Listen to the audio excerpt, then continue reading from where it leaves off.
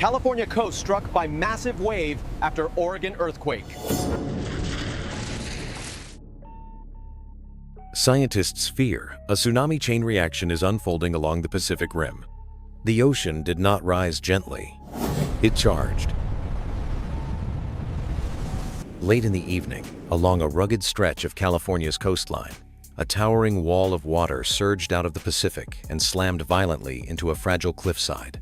The impact thundered like an explosion. Rock shattered. Spray exploded skyward. The ground trembled beneath stunned witnesses as chunks of the cliff face collapsed into the sea below. This was not an ordinary wave. Moments earlier, a magnitude 6 earthquake had struck offshore Oregon, deep beneath the Pacific Ocean. At first, it seemed like another routine seismic event, strong, but not catastrophic. No immediate tsunami warning was issued. Coastal residents were told to remain calm. Then, the wave hit California. A shock that traveled south. The earthquake ruptured suddenly along a stressed section of the ocean floor near the Cascadia region, a zone already infamous among scientists for its potential to unleash one of North America's most dangerous natural disasters. Instruments recorded violent shaking beneath the seabed, a sharp release of pent-up tectonic pressure that rippled outward in all directions. While the quake's epicenter was hundreds of kilometers away, the Pacific Ocean became the silent carrier of energy, transferring motion through water faster and farther than anyone could see. Hours later, California's coastline answered. Cliffside collapsed under assault. Along the cliffs, observers reported a terrifying sight. The sea pulled back unnaturally, then surged forward with abnormal force. The wave struck the base of the cliffs like a battering ram, chewing away weakened rock, already fractured by erosion and past storms. Roads near the edge cracked. Warning signs toppled. Dust clouds rose as sections of the cliff collapsed into the churning water below. Geologists monitoring the site say the cliff was already unstable, riddled with fractures, and weakened by months of intense wave activity. The sudden impact accelerated a collapse that may have been inevitable, but the timing has alarmed scientists. This wave arrived with unusual energy, one coastal researcher noted. It did not behave like normal surf.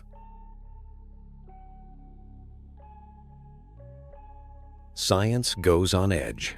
Within minutes, seismic labs, oceanographic institutes, and tsunami monitoring centers across the West Coast went into heightened alert mode. The concern was not just the wave itself, but what may have caused it. While earthquakes of magnitude 6 do not always produce tsunamis, scientists stress that magnitude alone does not tell the full story. What matters is how the seafloor moved. Was there vertical displacement? Did part of the seabed collapse? Was an underwater landslide triggered? Did the quake interact with an already unstable fault zone? Any one of these could generate a localized tsunami, capable of striking coastlines with little warning. Not a single wave, but a system in motion. Oceanographers warn that tsunamis are not single waves, they are wave trains, capable of arriving in multiple surges over several hours. The first wave is not always the strongest. This is what terrifies scientists now. The massive wave that slammed into the California cliff may not be the end. It may be the beginning. Sensors offshore detected subtle sea level anomalies following the Oregon quake. Not large enough to trigger automatic alerts, but enough to raise eyebrows. Tide gauges along parts of the coast began showing irregular fluctuations. Individually, these signals might mean nothing. Together, they tell a more unsettling story. Claro. The Cascadia shadow, looming over the entire event, is the Cascadia subduction zone, a massive fault system stretching from Northern California to British Columbia. It is capable of producing earthquakes exceeding magnitude 9 events that could generate devastating tsunamis within minutes. Scientists have long warned that Cascadia does not fail gradually. It fails suddenly. The Oregon quake may not be the big one, but experts fear it could be a stress transfer event, redistributing pressure along the fault, increasing instability elsewhere. When the Earth starts talking like this, one seismologist warned, we listen very carefully. Unstable weather, unstable Earth. Compounding the danger is a volatile Pacific weather pattern. Strong storms have been driving powerful swells toward the coast for weeks, weakening cliffs and saturating rock layers with water. This makes coastal collapse far more likely when abnormal waves arrive.